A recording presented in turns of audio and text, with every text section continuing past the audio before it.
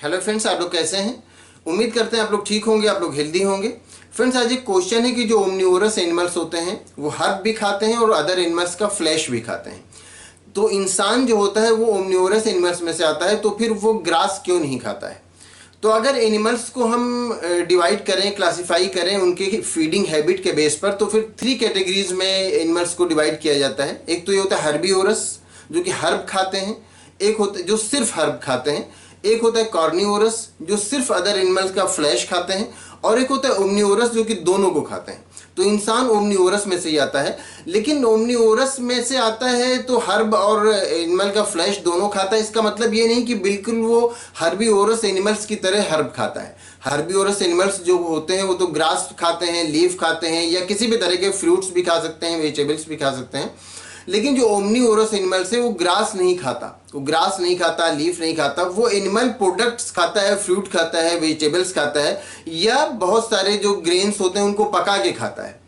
लेकिन इस तरह से नहीं खाता जिस तरह से हर्बीवोरस एनिमल्स खाते हैं। हर्बीवोरस एनिमल्स तो जो ग्रास हो या कोई भी लीफ है या कोई भी इस तरह से जो प्लांट होता है या प्लांट प्रोडक्ट होता है उसको तो रॉ कच्चा खा सकते हैं।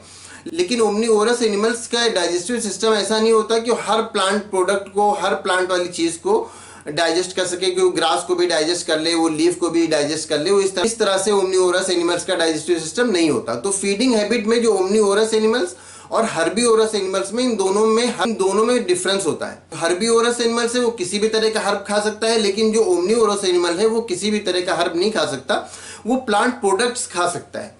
जैसे इंसानों के अलावा हम बात करें बियर की, जो कि भालू, डॉग, इन सब की बात करें तो भालू फ्रूट खा लेगा, या उसको आप ब्रेड देंगे, रोटी देंगे तो उसको खा लेगा, लेकिन वो घास चरने के लिए नहीं जाता, वो एनिमल का फ्लैश खा लेगा।